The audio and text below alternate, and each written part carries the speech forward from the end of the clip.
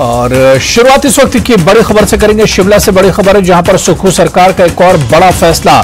Circuit house में रहने के लिए देना होगा एक समान शुल्क। रेस्ट हाउस में रहने के लिए सबको देना होगा एक समान शुल्क। आम जन से लेकर सीएम तक के लिए एक समान किराया। सबका एक समान होगा ठहरने का किराया। सर्किट हाउस में 600 और रेस्ट हाउस में एक दिन ठहरने के देने होंगे 500 रुपये। गैर हिमाचली को सर्किट हाउस में 1100 और रेस्ट हाउस में 1000 रुपये देने होंगे। पहले 80 रुपये से 200 रुपये तक देना पड़ता था शुल्क। तो सुक्खू सरकार का एक और बड़ा फैसला, सर्किट हाउस में ठहरने के लिए अब देना होगा समान शुल्क। आम जन से लेकर सीएम तक को समान शुल्क देना होगा। और बड़ी बात यह है कि इस शुल्क को बढ़ाया गया है। सर्किट हाउस में 600 और रेस्ट हाउस में एक दिन ठहरने के लिए देने होंगे 500 रुपये। इसके अलावा नॉन लोकल्स यानी गैर हिमाचली को सर्किट हाउस में 1100 रुपये और रेस्ट हाउस में ठहरने के लिए 1000 रुपये देने होंगे। पहले यह शुल्क 80 रुपये से 200 रुपये तक देना पड़ता था। और चलिए इस खबर पर और बात करेंगे। हमारे सहयोगी रणबीर इस वक्त शिमला से हमारे साथ जुड़े हुए। रणबीर, सुक्खू सरकार का एक और ये बड़ा फैसला है कि सर्किट हाउस या रेस्ट हाउस में अगर ठहरना है तो वहां पर सबको एक समान इसके चार्जेस जो है देने होंगे।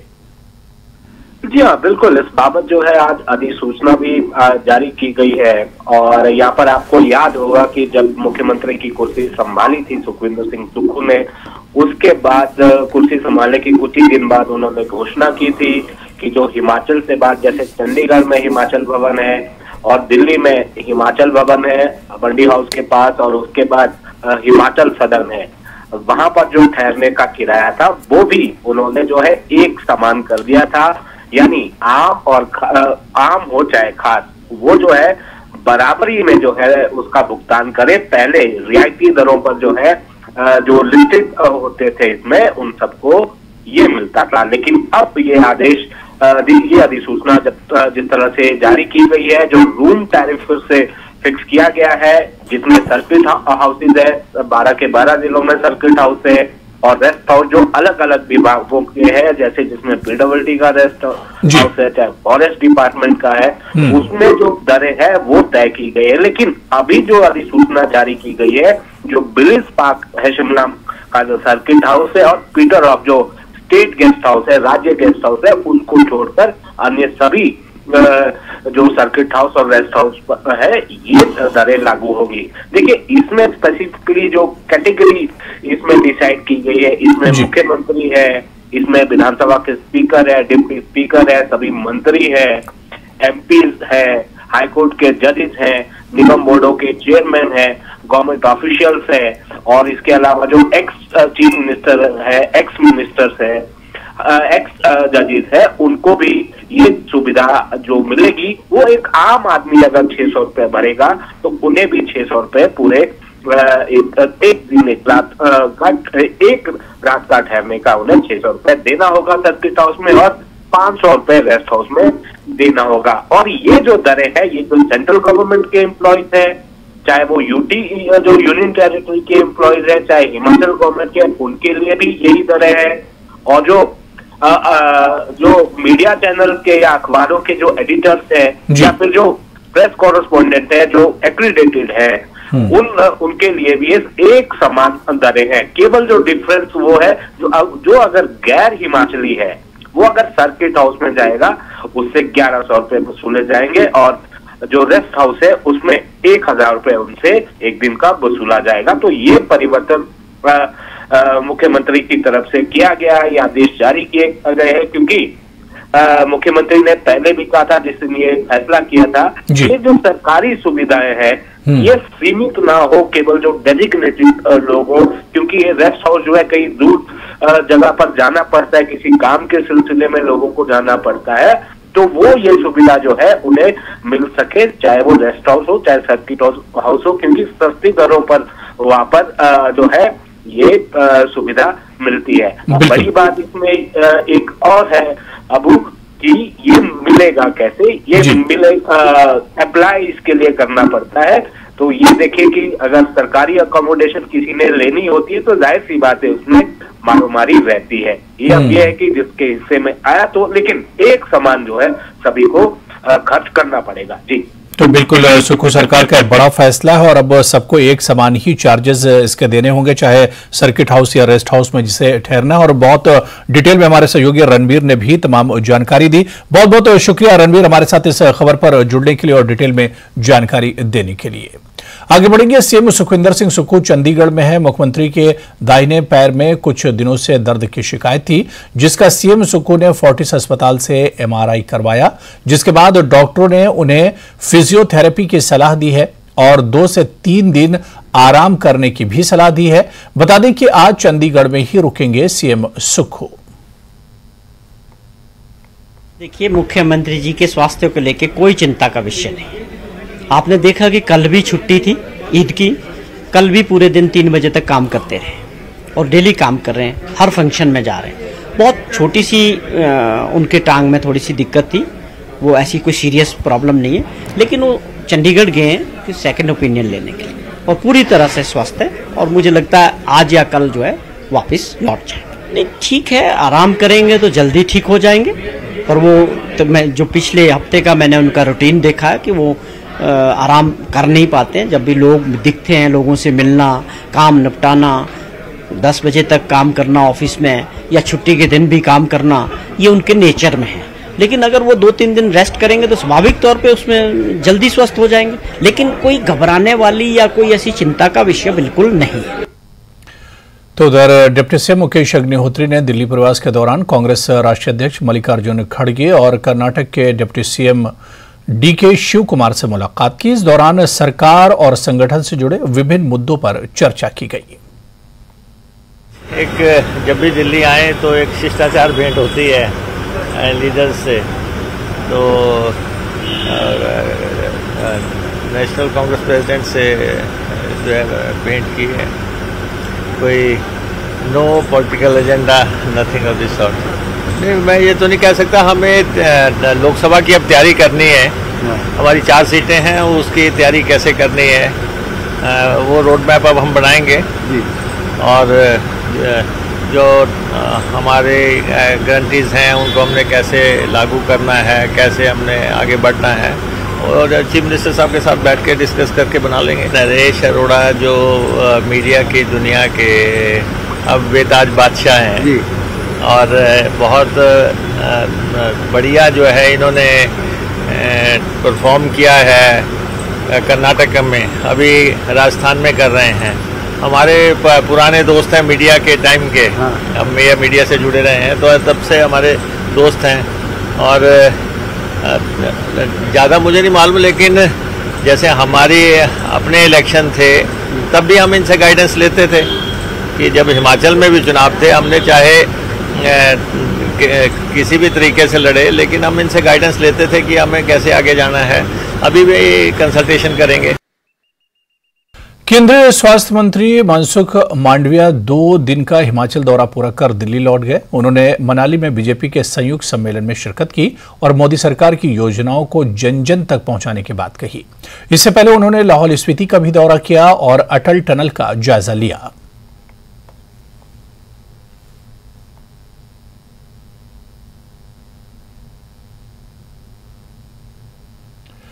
शिमला में भाजपा मुख्यालय पर भाजपा अध्यक्ष डॉक्टर राजीव बिंदल ने प्रेस कॉन्फ्रेंस की। इस दौरान उन्होंने प्रदेश सरकार पर जनता का ध्यान गारंटियों से भटकाने का आरोप लगाया।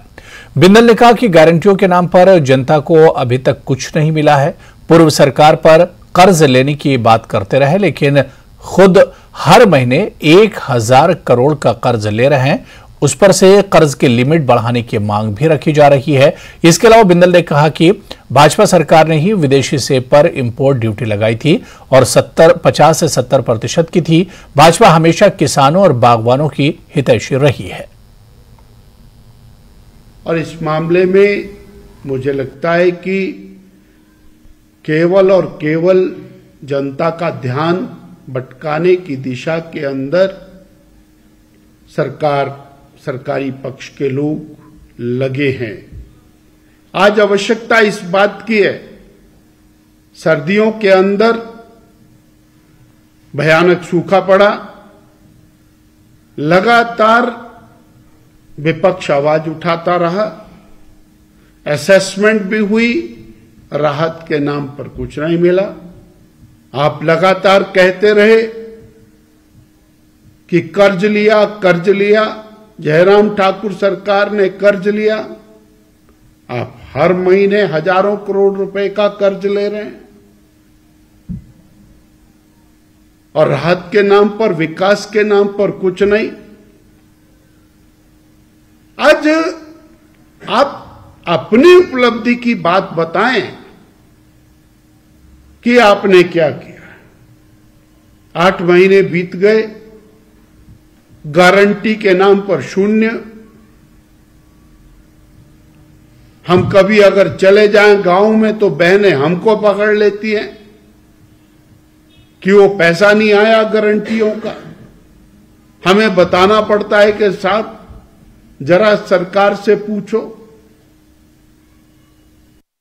कुल्लू के देव सदन में भाजपा मंडल की ओर से संयुक्त मोर्चा की बैठक का आयोजन किया गया, जिसमें नेता प्रतिपक्ष जयराम ठाकुर, पूर्व मंत्री गोविंद सिंह ठाकुर सहित भाजपा के कई नेताओं ने शिरकत की। इस मौके पर नेता प्रतिपक्ष जयराम ठाकुर ने कहा कि अभी मोर्चा केंद्र सरकार की जन कल्याणकारी योजनाओं को लेकर हर बूथ पर लोगों को विस्तृत जानकारी दी जाएगी। साथ ही कहा कि पिछले 9 साल के कार्यकाल में केंद्र सरकार की ओर से लाखों करोड़ों रुपयों की सौगात हिमाचल प्रदेश को दी है, जिसमें से चंडीगढ़ मनाली 4 लेन का निर्माण किया गया है। इसके अलावा एडीपी से 2100 करोड़ रुपए टूरिज्म के लिए पैकेज मिला। इसके अलावा हिमाचल प्रदेश में ऑल इंडिया मेडिकल इंस्टीट्यूट हजारों करोड़ रुपए से निर्माण कर जनता को समर्पित किया। आदरणीय प्रधानमंत्री नरेंद्र मोदी जी के नेतृत्व में पूरे देश भर में 9 साल के कार्यकाल में बहुत सारा विकास हुआ है और अंतर्राष्ट्रीय स्तर पर भारत का सम्मान और ज़्यादा मजबूत हुआ है। और स्वाभाविक रूप से पार्टी के कार्यकर्ता होने के नाते ये हमारा दायित्व है कि हम केंद्र सरकार की 9 साल की उपलब्धियों को लोगों के बीच में ले जा करके लोगों को उसकी जानकारी दें और उसके साथ साथ में जो प्रदेश में भारतीय जनता पार्टी की सरकार 5 वर्ष रही, उन उपलब्धियों को भी लोगों के बीच में लेकर के जाएंगे। और उस दृष्टि से आज संयुक्त मोर्चा की यहाँ पर कुल्लू की बैठक संपन्न हुई, इससे पहले मनाली की भी संपन्न हुई। आज 41,000 करोड़ रुपए के लगभग हमारे 4 लेन के प्रोजेक्ट, कुछ पे काम पूरा हो गया, कुछ पे काम चल रहा है। मनाली के गुड़दौड़ में संयुक्त मोर्चा सम्मेलन का आयोजन किया गया। इस दौरान नेता प्रतिपक्ष जयराम ठाकुर सहित पूर्व मंत्री गोविंद सिंह ठाकुर भी मौजूद रहे। इस दौरान सम्मेलन में सैकड़ों की संख्या में भाजपा कार्यकर्ताओं ने शिरकत की। जहां सम्मेलन में आगामी 2024 लोकसभा चुनाव की तैयारियों को लेकर चर्चा की गई, वहीं भाजपा की केंद्र सरकार के 9 साल की उपलब्धियों को जनता के बीच पहुंचाने को लेकर भी चर्चा की गई।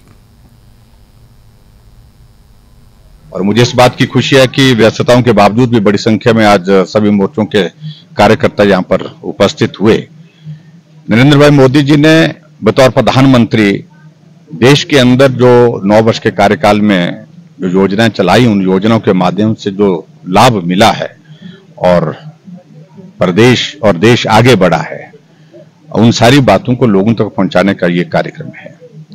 और आज हमारे लिए ये सौभाग्य की बात है कि एक मजबूत नेतृत्व देश को नरेंद्र मोदी जी के रूप में मिला और भारत का डंका चहुं ओर पूरे विश्व में किस प्रकार से बज रहा है, इसको सब लोग बखूबी समझ भी रहे हैं, देख भी रहे हैं। और आने वाले समय में हमारा एक लक्ष्य है, 1 दशक के बाद यानी कि 10 साल का कार्यकाल नरेंद्र मोदी जी का पूरा होने के साथ में दूसरे दशक की शुरुआत करना। राज्यसभा सांसद डॉक्टर सिकंदर सुक्खू सरकार पर जबानी हमला बोला है। डॉक्टर सिकंदर कुमार ने शिमला ग्रामीण मंडल के संयुक्त मोर्चा सम्मेलन में कहा कि जो सरकार अपने परिवार को संभाल नहीं सकती, वो प्रदेश को क्या संभालेगी। हिमाचल की कांग्रेस सरकार का कोई न कोई किस्सा जनता के समक्ष आ ही रहा है। पहले एक कथित भ्रष्टाचार की चिट्ठी हिमाचल प्रदेश के मुख्यमंत्री कार्यालय की सार्वजनिक होती है। इसके बाद एक कथित ऑडियो में एक कांग्रेस की महिला प्रधान का उद्योगपति से काम कराने के लिए 3 लाख रुपए की मांग करती है और अब चिट्ठी जनता के समक्ष आ गई, जिसमें कांग्रेस के 2 महिला प्रधान आपस में सचिवालय में ही लड़ पड़ी हैं। इसके कारण सचिवालय में जनता के आवागमन पर अब रिस्ट्रिक्शन लगाई गई है। सचिवालय के झगड़े की कंप्लेंट महिला थाने में भी रजिस्टर की गई है।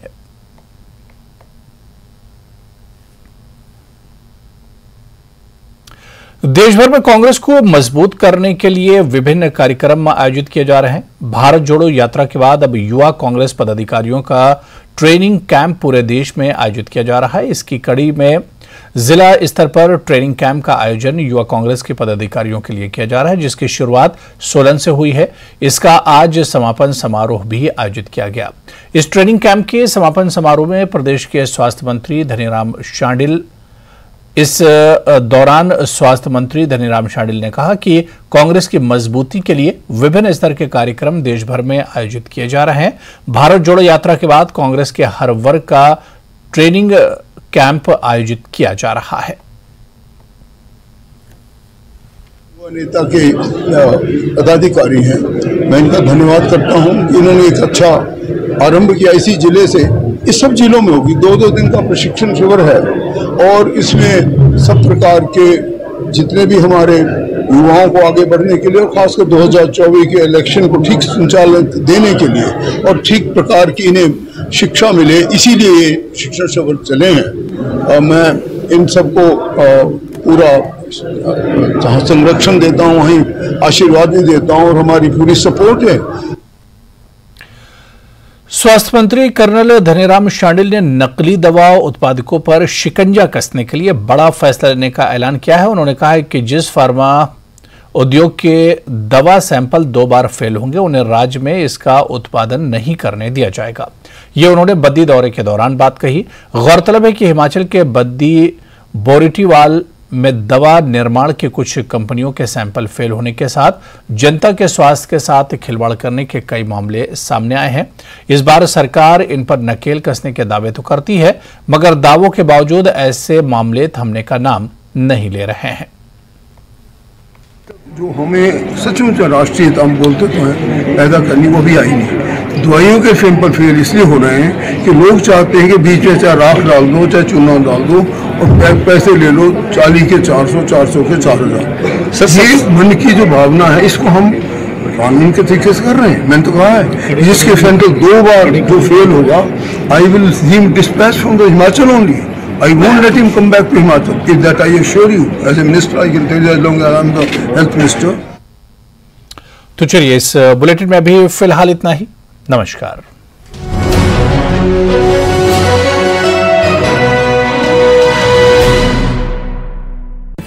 How bad are we into this problem? Regarding that, we have done a community survey. The results were very alarming and grim. आप ही के एक पेशेंट हमारे साथ अभी मौजूद हैं। He was kind enough to come on the show. कितने साल पहले आप इस चीज में इन्वॉल्व हुए? 8 साल हो गए इस चीज से। मैंने जब एक बार ट्राई किया तो सुबह होने के बाद मैं खुद ही उसके पास गया, क्योंकि इसकी तलब बहुत ज्यादा आती है। पिछले 8 सालों में क्या कुछ लगता है आपको आपने खोया? मैंने सब कुछ खोया, इज्जत भी खोई, पैसा भी, और खास करके अपनी सेहत खोई। अर्ली साइंस और सिम्टम्स क्या हैं जो माँ बाप को एक as a red flag treat करने चाहिए? अगर आपके बच्चे में आप देख रहे हो कि बिहेवियरल चेंज आ रही है। Doctor Yasir Hasan, head the addiction centre SMHS इमहन श्रीनगर के साथ अहम बात। देखिए शनिचर रात 9:26 और रविवार शाम 6:26 पर सिर्फ न्यूज़ 18 जम्मू कश्मीर लद्दाख हिमाचल पर।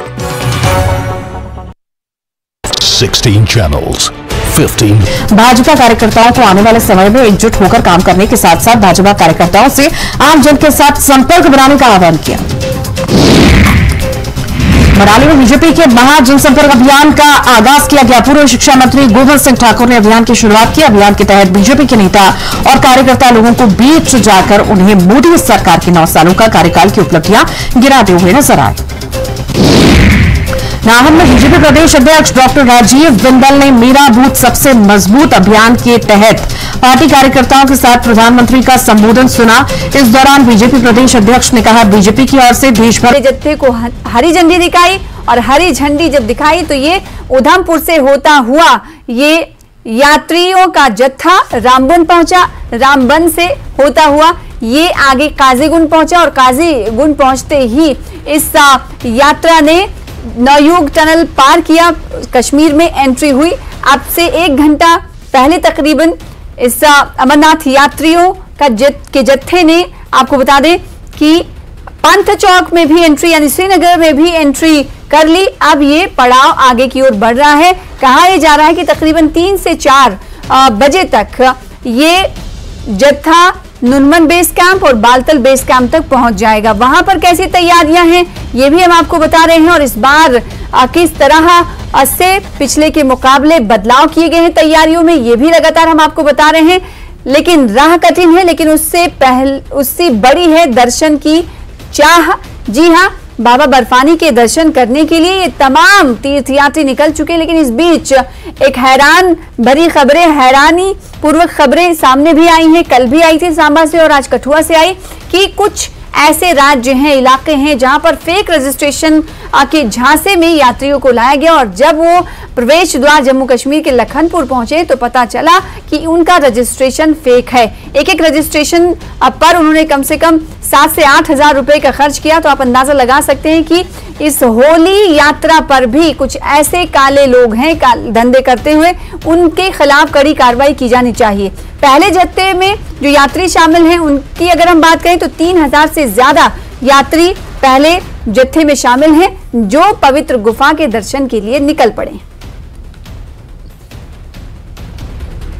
आपका और डीसी कुलगाम का मैं खैर मकदम करता हूँ, जिन्होंने कहने पर हम आज काजीगुंड टनल के पास पहुंचे। तो हमने आज यात्रा का जो पहला जत्था था आज उनका हमने इनाग्रेट किया, तो वो वादी की तरफ रवाना हो गए।